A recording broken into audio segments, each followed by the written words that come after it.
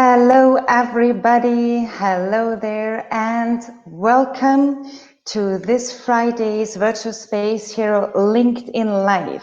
Hi there. Hey, everybody. Hi. I already see a few people are joining us, and I see people are there from France connecting. People are connecting from the USA. Thank you very much.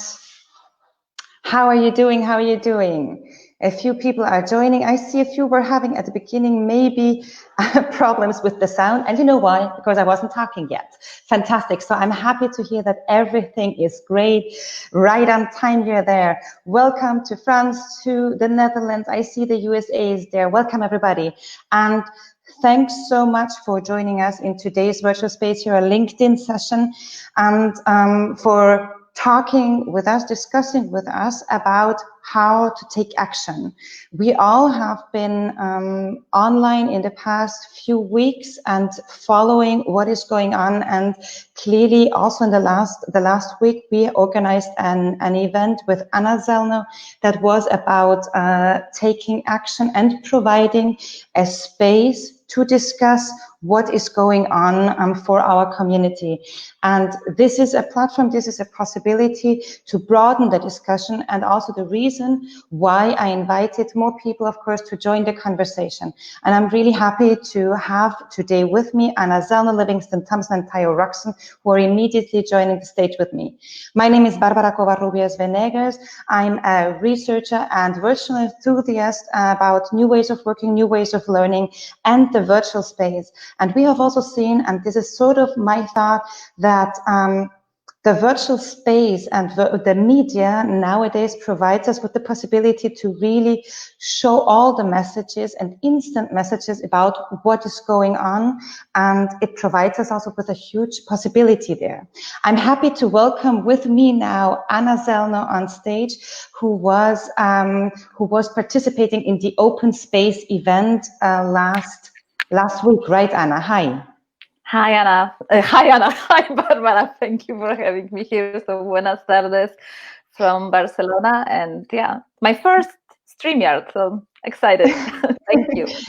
Great to have you with us, Anna. And let's just welcome on stage now the one who traveled the farthest, to say so in this case.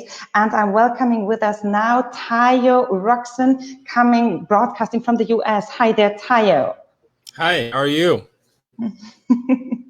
We're doing well. Hi, Tayo. And last but not least, to make the stage complete and full, we are inviting Livingstone Thompson. Hi there, Livingstone. Hello, guys. Greetings from Belfast. Fantastic. Guys, it's amazing that you all so spontaneously had time and agreed on this live stream this afternoon. We had a huge response and a lot of requests from the community, and a lot of people were following the conversation, particularly you two. And with Livingstone, the three of us, Zelno, Livingstone, and me, we did the open space to create a space for people to discuss about what we're feeling, but also how we can take action. And this is what this live stream is about. But before we start about talking how to take action, Livingstone, may I ask you to introduce yourself a little bit, because I know you for so many years as a past president of CET Europa, an intercultural trainer, consultant, diversity expert. Maybe you want to give us a broader view on what you're currently particularly doing. Yeah, thanks, Barbara. Yes, well, in terms of a little bit about my prehistory, which is very much a part of how I define where I am today. So I grew up in rural Jamaica, and this is very important. Where you grow up is a very important part of perspectives that are formed, yeah?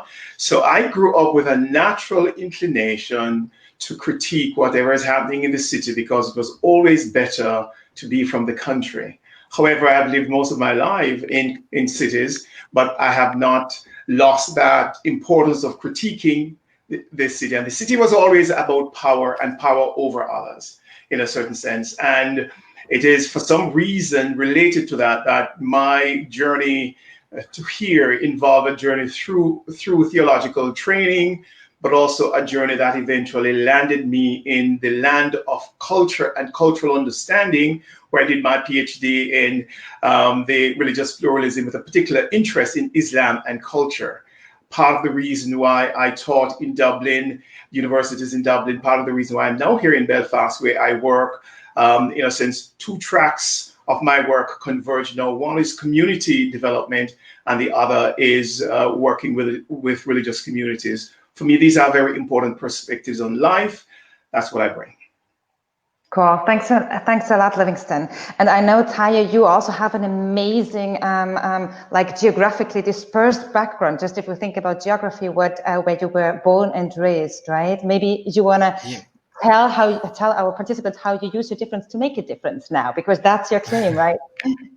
That is my my slogan. But Livingstone is right. I think it's always important to reflect on background, lived experiences, and elements of exposure. That's a lot of what we're working on today, especially if we're trying to unlearn racism. But for me, I grew up in 5 countries, in 4 continents. But the first 9 years of my life was spent in and out of 2 military dictatorships in Nigeria. I'm from Nigeria, and it's very important in terms of framing how I got into my field, because my first exposure to leadership was, suppression of human rights, violation of any of those things, but also muzzling of the press and ability to express yourself, and that stoked this desire in me to want to use my voice more and to try and get and amplify other voices that weren't being used. And so as I grew older and we transitioned to civilian rule, as God will have it, my dad's job as a diplomat started to take me to different parts of the world. And I had my identity crisis initially because I didn't quite know how to exist. I wasn't quite Nigerian enough or black enough here or man enough here. And so in the midst of that moving, you're a third culture kid, you come up with that term. I started to figure out how to exist in a nuanced world, but also how to feel comfortable expressing my full humanity. And all that led to writing, speaking, and consulting. And the more I started to investigate other people who felt like they couldn't express their full selves, the more I started to create a career out of that. And so that led me into companies and education institutions to work on making sure that people feel safe enough to be who they are. And it's as much, I guess it's as much personal for me as it is professional. So that's the path. Anna, do you want us to say something? I think in our case, sometimes it's very difficult to separate what is personal and what is professional. So in all of us. Yeah. I mean, but for me, I don't separate the two, and it's I did that on purpose, but because I just feel like especially since I'm always in the media, I think a lot of times media can shape how people see the world, and it's very important, I've noticed, for people to understand that there's no monolithic way of looking at blackness. And Livingstone and I, for example, are both black, and we have different experiences. But sometimes, and then we have some similar experiences. But sometimes people, I found, would try and group maybe me and Livingstone based on the fact that we're black without knowing the fullness of who we are. So that's why I like to show different aspects of who I am. And I know that, Tanya, I know that one of your most biggest and recent fans indeed is Anna, because when she read your book, she was like, use your difference to make a difference. And she was like, she was calling me all the time and reading almost out of your book. But Anna, I didn't properly introduce yourself. We have such a long history together as friends and colleagues, working together and living together. Maybe you want to give a brief introduction to yourself, please. I don't know why, but I don't feel like I need to introduce myself. So guys, you don't know me still? No, like seriously, you can check my online, my LinkedIn profile. It's true. We are friends. We are working together. I'm friend with like all of you now, and I'm also, especially Livingstone and Tayo. in my life, like Livingstone since many years already is an important person and a mentor, and Tayo is now like official mentor with a contract signed and everything. So, and I'm so let's make it public also. And now more than ever, I also feel I always avoided this word, but now I really feel like an activist also. So I don't know why, but I was just saying, okay, I'm an interculturalist and diversity innovation strategist, but now I also feel activist. And then I feel especially inspired by everyday's challenge from Tayo.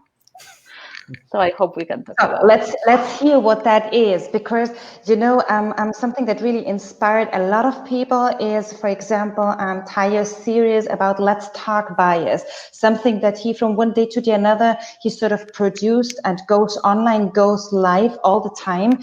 And I know that Anna has her own private challenge there. So Tayo, what's the Let's Talk Bias challenge about? So about a week ago, when we were dealing with what's happening in America, and Gianna Floyd, you're right, your dad is changing the world. When we had the senseless murder of George Floyd,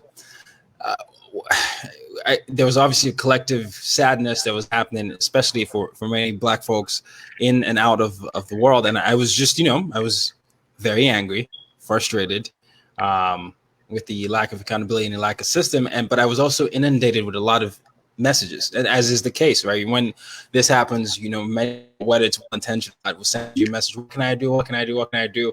And then that's met with different emotions. Like, you ask me what you should do, you should know what to do. But then you're like, okay, if you want to know what to do, this is what's going to happen. And so after I got about the, 500th email or so, I just went on my social media platforms. It wasn't planned, and I said, hey, if you really want to know what to do, show up on Monday, and throughout June, I'm going to be talking about how to unlearn bias, change behavior, and work through dismantling systems of oppression. And then I let it go. I put it on my social media platforms, and then I came back to a lot of enthusiastic responses.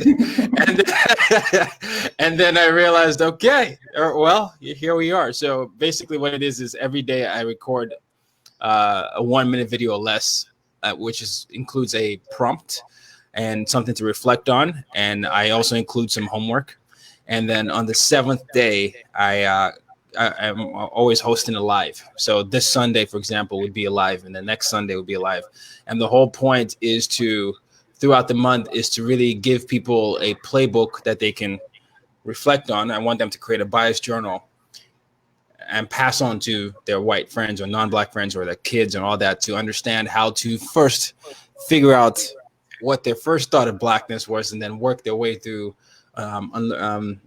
action. And so that's cool, because I think a lot of these things, they've been trained and ingrained in us consciously and unconsciously. And so to make the unconscious conscious, you have to, be willing to put it in time. And I don't want this to just be a 2-week protest thing and then not go back to your daily life. So that's what I'm doing. Activating people's privilege to be used for good. That's amazing. And I've been following and also passing on the links to your Let's Talk Bias series on YouTube. It's really an amazing work how you take action beyond what you have already been doing, of course. And I think also Livingstone, something that we organized and Anna started, it was our open space, and where we gathered a few interculturalists, mainly coming out of the diversity inclusion area, and talking about what is going on, how we can take action. So what is your way of taking action, particularly now, maybe, if you want to share with us?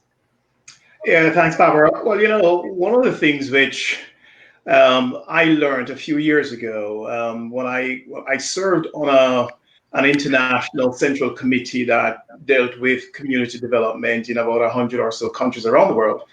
And what I discovered, how easy it was at an international level to politically organize a statement to say something, but yet nothing happened necessarily locally. And there was a certain amount of comfort that people found in believing that they are making a difference by producing a statement. A political statement might be, but a statement that addresses the situation. it's important that we make clear what is our philosophy and what are the values we hold when something occurs. But we should not be under any imagination to believe that because we hold a certain value, that in and of itself, that's going to change anything. So for me, what is critical is moving the activity to local. When I did my postgraduate research, one of the things I had to own quickly is that there are areas in which I have competence and there are other areas in which I do not have competence. That I should not stress myself about the areas in which I do not have competence, but to focus on the areas in which I have competence and can make a difference. So for that reason, focusing energies locally is very, very important for me. That's where I contact people. That's where I know the power structures and the decision makers. That's where I can immediately influence policy so that it happens locally. I do not believe, I mean, when you consider it, this business of structural and international and institutional racism is something that has been aided and abetted by states for more than 500 years. And many of our forebears, if I think about the Maroons in Jamaica who fought, many who died, even before I was born, addressing themselves to this system. If you think about individuals who, in the United States, even before the peaceful initiative of Luther King Jr., how many people died addressing themselves to the system? So what does that tell me? Many of us who are in this conversation now, wherever we're listening, many of us will die and we will not even see the change that we are imagining. But the critical thing is to understand that we are situated in a journey. We are situated in a long stream of consciousness and action. And if we do not do in our time, if we do not take the imperative to do in our time the things that are critical, then the change will not come. So I'm focused on Northern Ireland at this point in time. I'm focusing on the organizations that I deal with. And I have set myself a challenge to see whether via the Racial and Equality Subcommittee of the Executive Office in Northern Ireland here, where I have the pleasure to represent a local community organization, whether we can do a very simple thing, and it's to see whether we can get the executive to say and to commit to the words, Northern Ireland is a racism-free zone. Just to commit to those words and then to take from it what that might mean and to begin to work it out. How does that have implication for the outcomes for Black and minority ethnic people in education, in health, and so on? So for me, that's the critical action, working locally through known organizations. It's funny that you're saying that, because I was even thinking I would even like break it even down a bit more, because some of us, if you say like working locally with the organizations that we know, maybe we can even break it more down, because I'm always thinking, when I think about leadership and our inclusive leadership, we can work with one person and that leader can make a change, can't he or she? But sometimes we start very high with a big organization, exactly as you were saying, but we can just start in our small circle. So I think what we were trying to do, even a bit smaller, I'm not sure what you think, Livingstone, and let me also ask a little bit and see what people are posting, because many people are also saying, yes, start locally. That's it. That's so true. But let's hear, what are you doing, guys? There are so many people in this conversation now. Please use the chat and tell us how you take action, whatever it is. Just for me, honestly, it was a very important step for me after our open space event with Anna and Livingstone to connect with my family, because I'm always exchanging with other professionals, but I wanted to connect with my family. And it was really super interesting to talk to my niece, who is following the TikTok Black Lives Matters conversation, say so, or video station, whatever it is. It turned into a conversation more than a video movement, I think. But I think that was super important for me to start in a small circle. Anna, what is your opinion on that? Yeah, definitely. It's very important. I want to say something about what Livingstone said, because I agree we should act locally. At the same time, I truly believe, especially we four and other interculturalists, we shouldn't underestimate our global impact. LinkedIn, we are now on LinkedIn.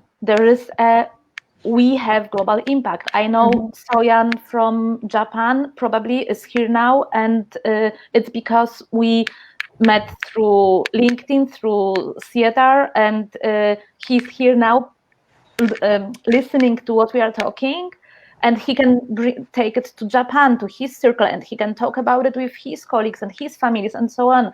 And we have friends in our network in the US, in America, and in different countries. So yeah, I think it's important. We shouldn't underestimate our global impact, and LinkedIn is definitely the platform we should talk about racism, because there are some professionals, they think that anti-racism is not or racism is not a topic for LinkedIn. Yes, it is. And if you have in your description that you are diversity and inclusion consultant or interculturalist, talk loud about racism and say what you are doing, and say, like, stand up and not stand by, because I think there are a lot of people on LinkedIn, they just stand by and they don't dare to stand up. Absolutely. And I think also there are many comments now, start within your small circles, but then spread it. And I think what we're seeing, and that's also why I think being a virtual space hero for me sort of also includes that, to use the virtual space to spread how we take action or what we are doing in order to provide for change, or to change and to change ourselves. And it's fun because I was just seeing one comment there about language, just the language that we are using. We shouldn't be saying all the time, guys. There was one comment about that. Yes, gender neutral language is one of the examples that we should also be much more aware of. Thanks for that, and definitely working on it. Yeah. Thank you. If I might add, just to say that I do not regard working locally as in any way at variance with being conscious of what's happening globally. In fact, we have the privilege of living in a time where we are under this global compression of space and time. And the good thing is that immediately an action has occurred at my home here in Belfast, it can become an international known event. So we are not prevented from... If you share it. If it is shared. That's what I'm making, so that we have the privilege of having a framework of being able to continually keep that conversation between the global and the local, to impact the local, the global with the information, and to impact the local with the action. I have a few thoughts, and I've listened to President Obama yesterday, and he brought up a good point, and this is to Livingstone's idea. This has to be a coordinated effort, right? Many things have to happen simultaneously. The fact of the matter is, many of us exist in many institutions. You have families and institutions, schools, education and institution, workplaces are institutions, religion is an institution, government's an institution.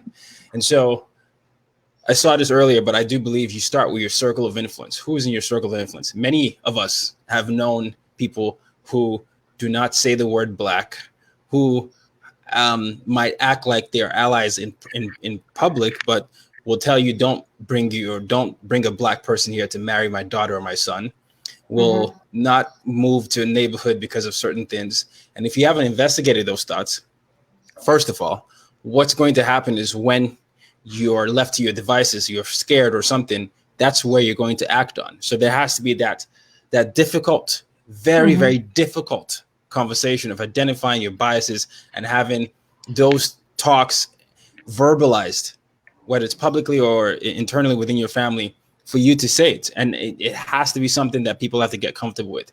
Locally is so important. Moving on with the locally thing, it's so important that people don't take their civic responsibility for granted. And this always triggers me because I grew up in a dictatorship initially before we moved. So it wasn't like I had any civic responsibility. And so when I see a lot of people with civic responsibility not doing the due diligence to actually investigate and hold people accountable, it is it's disappointing, to put it that way. The mayors are they decide who the police, right? The DA, all these things are people you can vote for, right? These are people that are making important decisions on who can decide what police reform is or how you hold people accountable.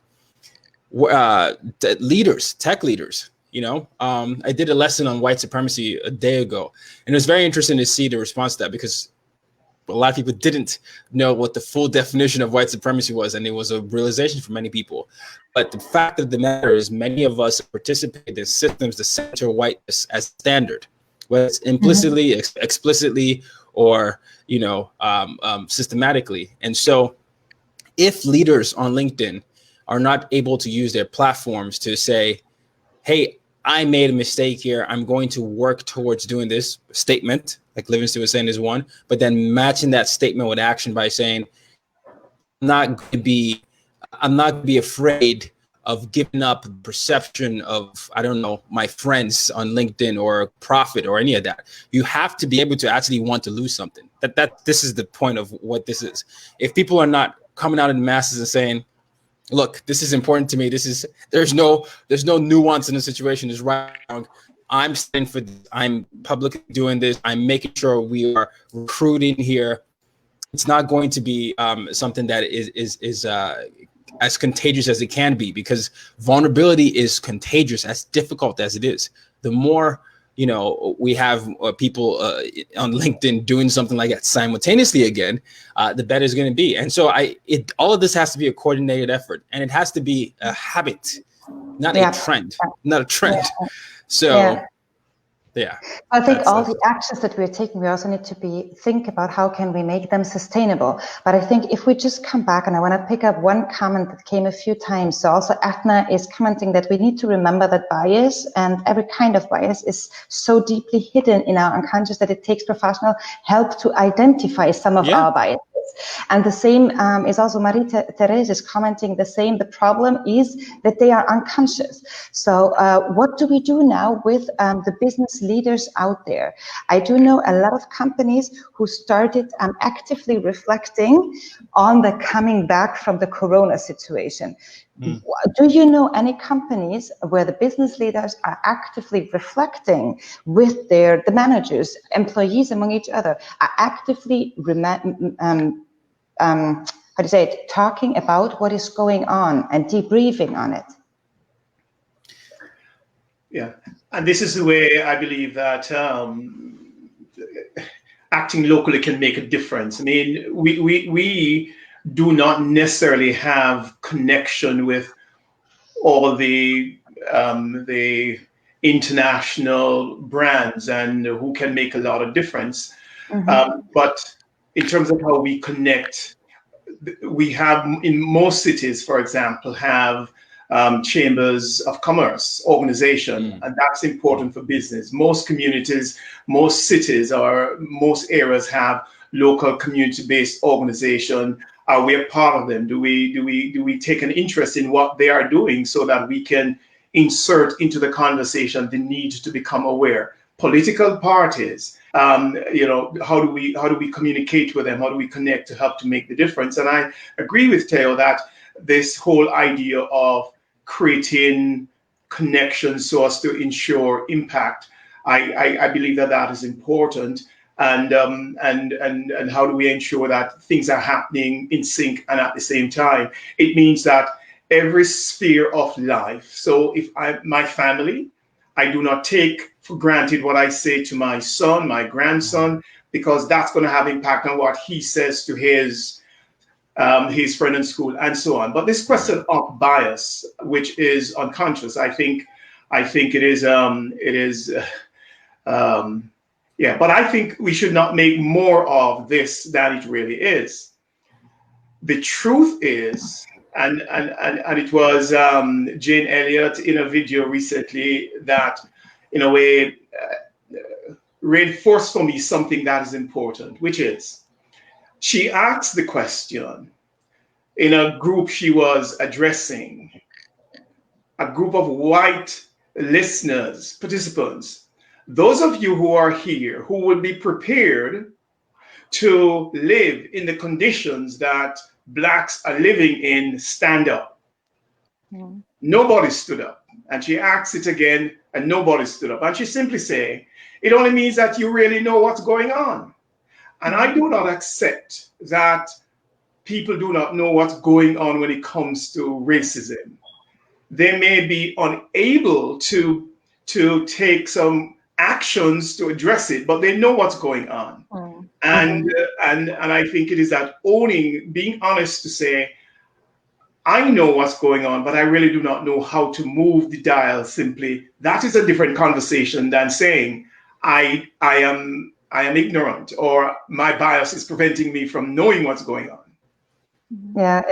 And I see you like nodding. I was about asking you, you do a lot of diversity innovation, strategy consulting and coaching. So what's your point on that? What are you seeing with leaders? And we also had a few comments there, and I'm just picking up on one. Patricia was stating leaders must reflect within themselves first before acting and reacting, then lead by example with the team. So what do you see is happening in organizations, particularly now? Because we know that many organizations, and that's also Marie-Therese's comment. Thanks a lot for that, guys. It's really super important conversation going on in the chat. That Marie-Therese is saying several companies have diversity inclusion trainings in the past. Would be interesting to find out what they're doing now. So, what's your take on that, Anna? Yeah, I think there's like a very complex topic. What I observe, and I find this is a problem, that unconscious bias training is a trend now. So many people, they buy it, they like organizations, they want to have it, but they don't understand, in fact, why they do it, because it's not embedded in a like diversity inclusion or innovation strategy. So this is what Robert Gibson always says, that this kind of trainings only make sense if they are embedded in a strategy, if there is a strategy behind, when people understand why they are doing this, and not because it's a trend. So and in the last 2 weeks, I haven't had the opportunity to talk to any of the clients who I work with about this topic, and because I'm working on another project now, so I cannot say what organizations are doing now. I can say. Yeah. So Livingstone hit on something that was very, very interesting and important. So, and you did as well, Anna. Unconscious bias training has to be met with action. So there's some, in order to get the change, it's awareness plus action. A lot of times what happens with unconscious bias training, and this is my job, right? I'm a diversity equity inclusion consultant, is you would have the training, you give assignments or you do something there, but no one is held accountable. It's not, it's like the list on the priority list. And the problem is it's not something that many people have to think about on a daily basis. That's, by the way, privilege, just so I can define that. So when you don't have to think about it, it's very easy for you to dismiss it until it becomes a news item again. And so companies either get into this trap where they do it in a reactive way instead of an active way. Oh, I don't want to get sued, so let me just make sure I get my one training a year. Or, oh my gosh, the world's on fire, we should do something now. If you don't pair it up with action, which is why we brought up this idea of talking to your family and making it a habit, it's very hard for it to even be something that's sustainable. And then the other thing that I've noticed is people feel like because they don't know what to say, or because it's a very uncomfortable discussion, or because they don't like what the tone of the responses is going to be, or because they don't want to be faced with the fact that they might have been complicit in the system, that it's better to just avoid the whole thing. And I would submit to people, is that how you would prefer your legacy to be? That you knew something was going on and you chose not to do something because of how uncomfortable it was? And let me pick up on one thing that you were saying, Taya. So what do you tell organizations, or how do you work with organizations on an accountability when it comes to those kind of unconscious bias, diversity, inclusion trainings? What's the action that you advise them to take on a weekly basis with their teams, or what do organizations implement to hold their leaders accountable and their CEOs accountable on a yearly basis, whatever it is? I mean, there's several. I mean, performance-based. Whatever comprises the people comprise a company. So when you give bonuses or you give this to people based on certain performance, it should factor into your performance if you didn't do a good job in being inclusive.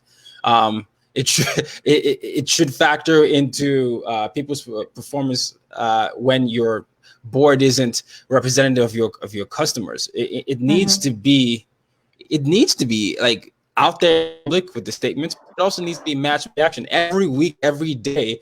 You know, whatever the problems might be. Because I hear this a lot. You don't have the good pipeline just to find people to recruit from.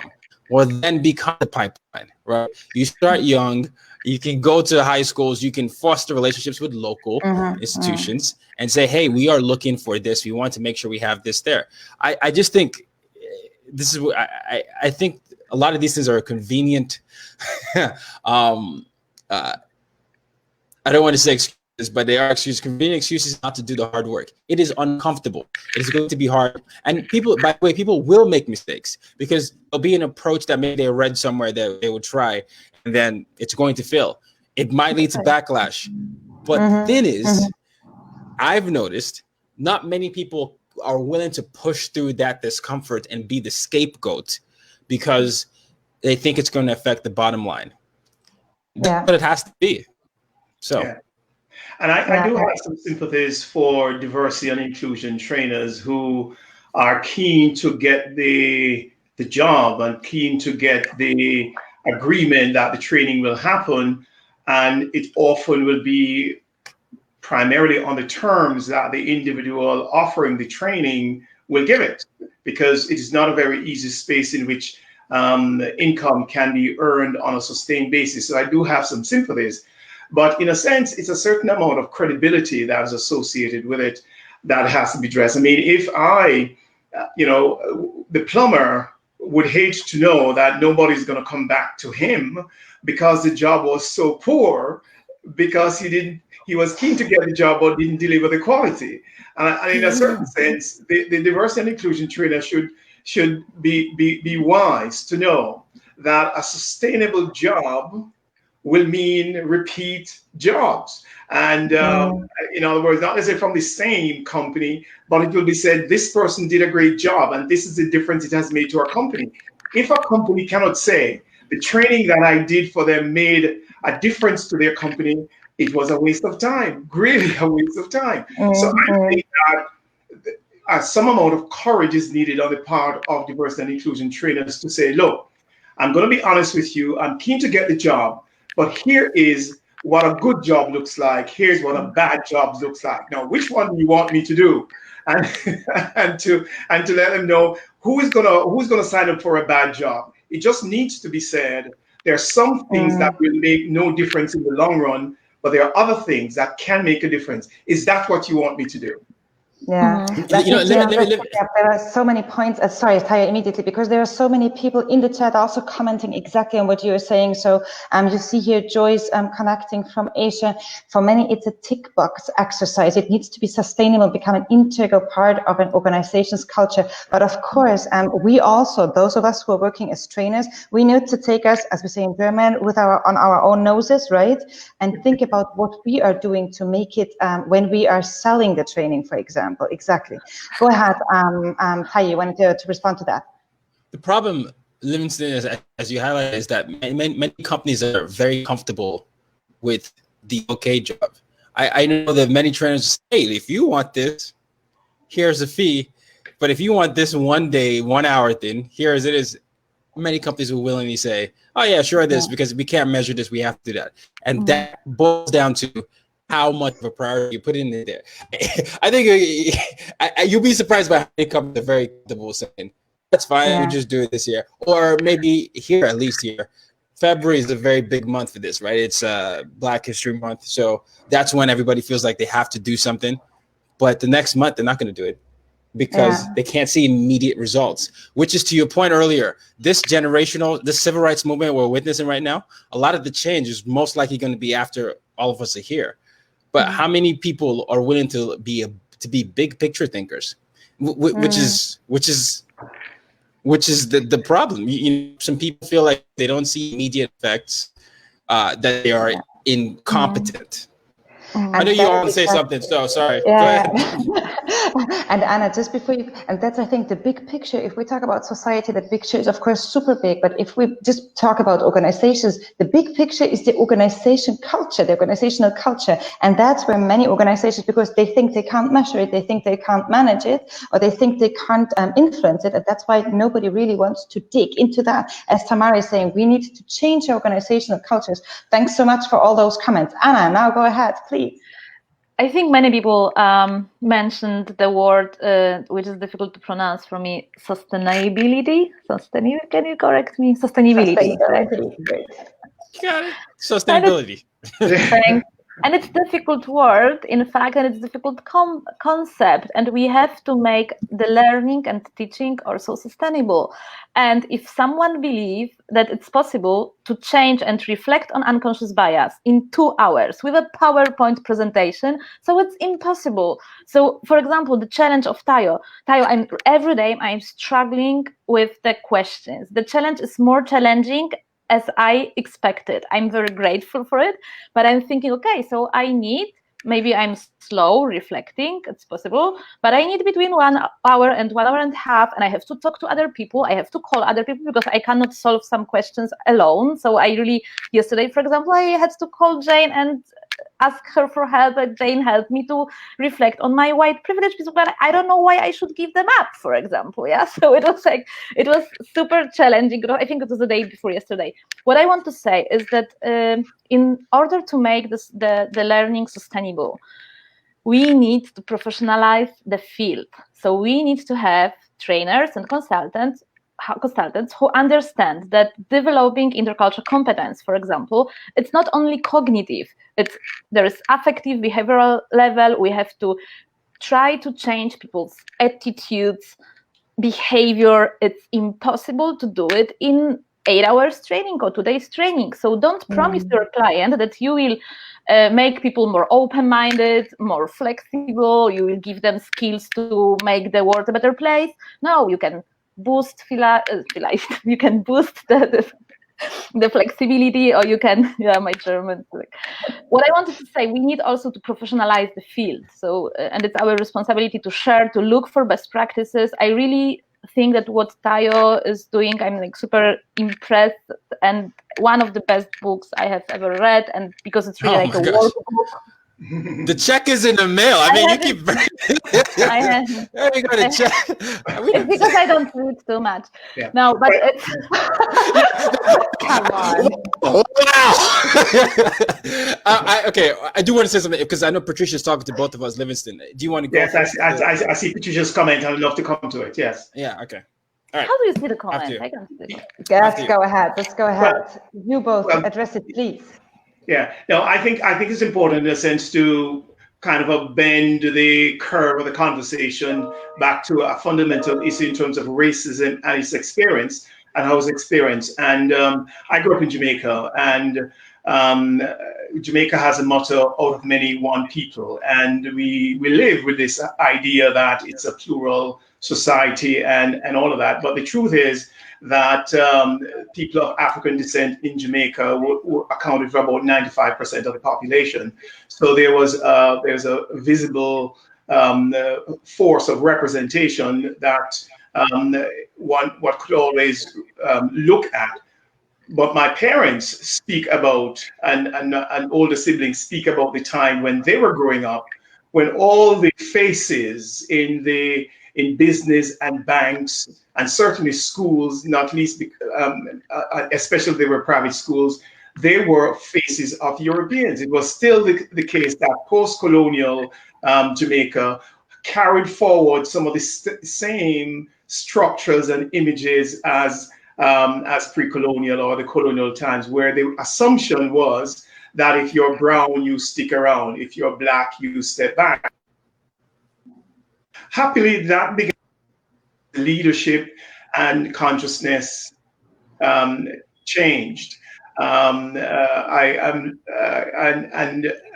I come to Ireland, where I am accustomed to being in the majority culture, and I come to Ireland and the UK, and I live in a minority culture, a culture where I'm in the minority. And so the kinds of things that I have to identify with, for example, the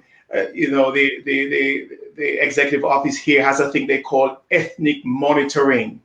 And it sounds like police monitoring to me. And I try to say to them, I don't want to be ethnically monitored in that way. We need to change the language. So I discovered that there are different ways in which I then began to develop discomfort because of the language that was used, because now I am perceived and I'm experienced as being, in a certain sense, a second group to a major group. So it has given me a feel for what it means to live. I know what it means to live in a majority culture, and I know what it means to live in a minority culture. And that, Patricia, is a kind of a perspective of which I look at. I look at racism.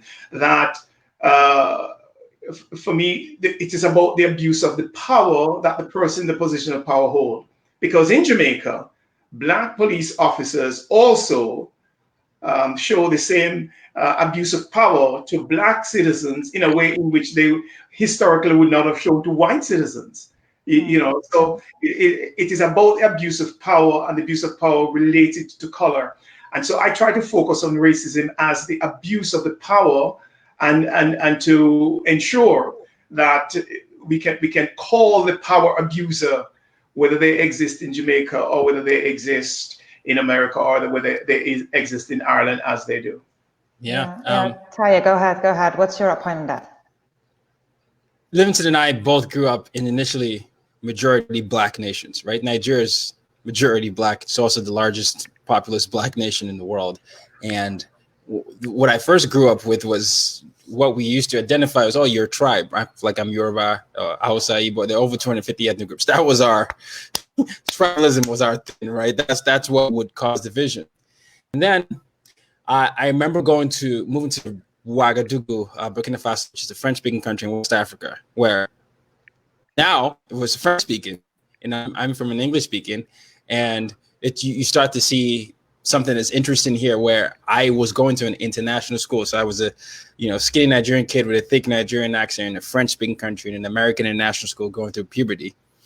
And you have these levels of in a section. That was the first time I actually became, quote unquote, Black to people, because I was in a white school and people were identifying, as different colors. But then I also had African Americans, and then there was a clear difference because they're like, no, you're Nigerian. I'm from America. We're different. and then you can start to see the difference. Then I came back to Nigeria, and then it was interesting because then I was not Nigerian enough, because you sound so American now. You're very you're different. You've become Americanized. And then this is where white supremacy is. I was put on this weird pedestal that I wasn't comfortable with, because I sounded different and I played different things and I had different experiences, which comes to what you're saying with Jamaica sometimes many people in different nations will start to put you on different pedestals based on wherever you're from. Then we moved to Vietnam. It was the weirdest experience I ever had in terms of being Black, but also one of my favorite countries to live in. We get followed, right? Me and my father will get followed, and my brother will get followed, because not a lot of people where we lived had seen Black people. And so, people would yell Kobe to my dad, or, Denzel, any Black voice. And we would go to the gym, and, people would follow us, and then we'll look back, and then we'll smile and go back. So initially I was afraid, but then I was like, oh, okay, they're just, it's just enamored. So that's exposure. Come to America, everybody thinks I'm African American. So this is the thing with America here, is whether you're Black or racism is something that exists in different parts of the world, but Black is Black. And I find that the countries that are unwilling to say racist, to say Black, to say there are differences, or to say I see color, what happens is that people just keep their internal dialogue about these different groups in their families, and it doesn't advance the cause, because it's also perpetuated by other Black people too. It's not just white people. People need to be able to come to terms with color. and the historical power dynamics that have come with color, and then you call it out and you say it is, and then I think if we can do that, we'll be able to actually make a dent in racism. And it's not just black men; it's black women too. I think sometimes we leave black women out of the conversation. But yes, I hope that answers the question, Patricia.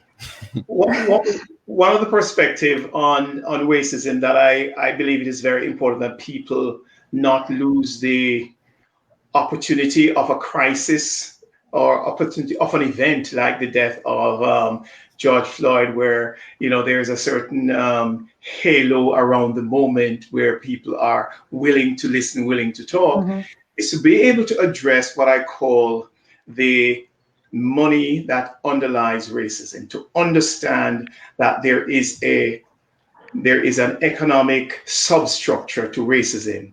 There are people who benefit economically from it remaining that way, and there are those who, and for that reason, will not want to change. When an organization is cautious about changing its diversity and inclusion practices, it is about money. If there is the perception that it's going to make the money better, they're not going to be finding any excuse. So watch the money in relation to this. Keep it as they are, meaning that the economy is better.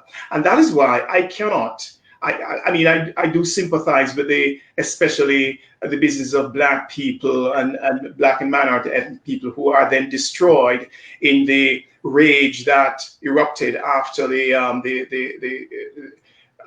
Floyd's death. But in a certain way, there is the rage is directed at economy. The economic system is something that is broken or something that is so unequal. And to understand that racism fundamentally was constructed on the abuse of labor, so that people would benefit in a way and others would not. So, so I say follow the money with racism. Follow diversity and inclusion training. You know what that reminds me a little bit of? I remember an amazing talk at the City Europa Congress from Marcelo Baudino, who was speaking about meritocracy and how it doesn't make sense because we don't have meritocratic systems, would mean that we all have the same starting point. And that's why the argument of meritocracy in organizations, for example, shouldn't be there. And I found that also a very intriguing discussion during that session. But let's just go to a final round. I was following a little bit the conversation. There was a whole conversation. Thank you so much for all the people who were contributing, particularly to the conversation about language. Jill was saying, and I know Jill is connecting from India, that language cannot be separated from context. Choose words because your words, they choose your world. And it's also about re-narrating practices and questioning the dominant narratives. Exactly. All those things are happening. We had a lot mentioning Americana from Chimamanda Ngozi. That's one of the best books. Yeah, Chimamanda Ngozi Adichie. That's Nigerian. Yeah, of course it's Nigerian. Of course, Nigeria. Not last. Anyway, sorry, that's pidgin English. But and I must say, Tayo, this is one of my favorite books because that's also the last one I read on vacation last year. But I haven't read yours yet, so maybe I'm changing opinion. Who knows? Americana is a great book, but I think the talk that people are talking about is called "The Danger of a Single Story." It's a TED talk that she put out. So that's If I can just have to, because I need to bring a name to this conversation, and also now your reaction, Tayo, about being Nigerian, it reminds me a lot about when I listen to Paul Branson when he sees Jamaican people in the room in his live stream, so he also flip out and Jamaican here. Of course. So, yeah. I don't have it when I see Polish people. I'm seeing Jane Amaro Okoro. I mean, I knew from her name she was Nigerian. Okay. So it's already a kinship. Let me come back to Paul Branson. Why?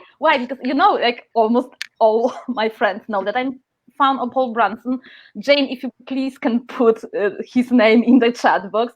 Why? Because in the last live stream, Paul was talking about economic black power and how the Black people can create economic power. Why is important the whole economy and in this conversation? So just follow him and look why it's so important also to talk about economy. I'm sure somebody is posting it in the comments immediately for everybody. So it's Paul Brunson, and you can also follow him on LinkedIn live sessions. Livingstone, go ahead. I think we're going to wrap up very soon. So just to let you know, time is running a little bit for this hour that we scheduled for today. Livingstone, go ahead.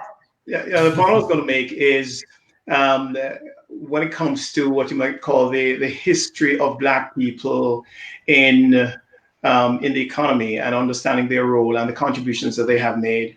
In this regard, I believe the narrative needs to be changed, because we make heavy weather of when we hear of or know of a Black millionaire, because we believe that being a millionaire or a billionaire is a way in which we show economic power.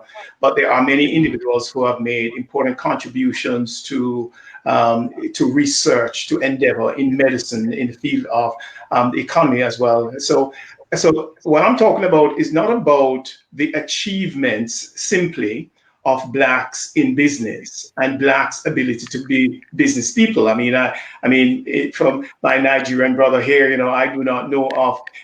You probably know that Nigeria is one of the most amazing country when it comes to entrepreneurs. It comes naturally, you would see to them. So I'm not talking about the ability to make money as a business person. I'm talking about how the system is fundamentally structured, and that there is a racial prejudice that is predicated on the present system, and racism is following that. And where there is not the preparedness to make change, it is because there are beneficiaries. There is money associated with it remaining as it is. So can I say finally then, that one of the issues in the United States at the moment is this morning we heard of another man being shot by a police officer, and shot and killed. And can I say that it is important that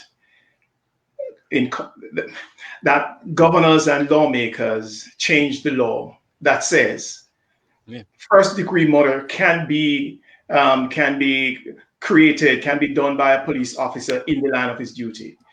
For the most part, no, it doesn't happen. And if a police officer knows that at best what is going to happen, a police officer knows that at best what's going to happen is going to be a slap on the wrist for killing somebody, then the consequences will not deter. And I believe that one of the changes that need to be made, and I do not know how we can support that in the United States, or we know how that we might support that, but certainly here in the UK, is to say that if you kill, it's first-degree murder. The fact that you're in the line of duty should not make it to be any more acceptable. Those are the kind of changes that will make a difference in terms of some of this crime against Black men and Black women come to an end. Thanks a lot, Livingstone. Thanks a lot. Anna, what is your take on organizations? So what is your thing that you're going to foster with organizations in order to take action? Because I know you as a diversity innovation strategist, what's your point there? I wanted to say something, but I'm not going to say because it will sound bad. Or maybe I'm not sure. I will try what happens, because I had this conversation a few years ago, I think, with Livingstone, and it was because if you ask me what I'm going to say, I wanted to say I will sell. I'm consciously using the word now. Sell Tayo. Oh my gosh. The organization. No, wait, please, wait for it. So then I had this conversation a few years ago, because with Livingstone, we delivered a training in an organization in Poland. So I thought it was great training. I said, Livingstone, now I will sell you. So, but then we started to talk about like the rhetoric, the words, the slavery, and all this stuff. Yeah. Why I can say I will sell Tayo, because I'm running a company, a consulting company. So when I make proposals to clients, so I sell consultants, or I put consultant's name in the offer. And I'm not going to sell Tayo because Tayo is Black, and not because of amplifying a Black voice, what is the challenge for today, I think, but because I love your job, I love your book, and I love the challenge, and I think that only this kind of learning or teaching can make change. So your approach, how we should deal with bias, is really deep, is effective, it can be sustainable. Because You of can that, use promote, though, Anna. You can use promote. Sell is a little problematic. You can use promote. But this is, and because of that, I wanted just to bring it up, because this is also what Tayo is saying to me. I should show my vulnerability. So I know I'm making a mistake, so I will say it, and I'm not afraid of being judged. Even if there are a lot of people, I don't know if in the chat someone is already like judging me. So sorry, this was the first thought, and I know that I should consciously think about it. So okay. No, thank by you the for way, letting me not being perfect. by the way, I appreciate you saying that. And the promote, I appreciate that. But I think what happened was just a teachable moment, and I'm glad that was there. Because sometimes we just talk about the power of words. It's there, but you are very kind, Anna. The way that I teach and the way that I consult is, I don't know any other way for people to change their habits if they don't reflect on it first and see how it impacts their daily life. And so that's why I approach it that way. So I'm glad that you feel that. Your book is a perfect tool, because you created the space for people to write down, to reflect, and so on. I know Livingstone has to go. Yeah, I think everybody has to go. Everybody has to go. It was Anna, Tayo, and Livingstone. It was an amazing hour. I really thank you very, very much for the conversation, for the discussion. Thanks to everyone out there who contributed with your amazing comments and with your interest in looking forward to continuing this conversation and enacting change, as Edna is saying. So yes, let's enact change. And I think there are many ways how we can do that, and we are working with organizations. Many of us are teaching in a classroom, and why not having reflections on this topic in a class that might not be about this topic? So I think it's a call out to all people who are teaching, whatever you are teaching, to all people who are leading teams, and to all of us as individuals. And to be very fair, I rarely speak what I do with my family about. So like talking about my diversity, intercultural things, I rarely do that with my family. And this time I was just reflecting, dear God, why am I not doing it? And it was amazing to hearing the voice of my niece. And now I have TikTok installed and I don't get it at all. So Tayo, I'm going to consult with you, because I heard you were on TikTok dancing or something. But anyways, it was amazing to hear that people are, that my niece and my mother and my sister, they know and they have their opinions, and they are struggling with how to reflect on that in the south of Austria, because it's a different environment. So everybody is obviously taking a lot of actions, and I think as well what it was super important for me is to think about our responsibility as teachers, trainers, consultants, to provide sustainable offers, trainings, and consultancy. And it's not just a one-day training or a 4-hour workshop that provides change. It must be a learning journey that we trigger, and a change of organizational culture at the end. And with this, can we manage a all-together high five? A high five? Yeah. Let's see that. Let's see. No, not yet. Tayo, you got it. Sorry. You have to do this. High five, and now we go and say thank you very much for everybody being with us. High five. Thanks. Bye.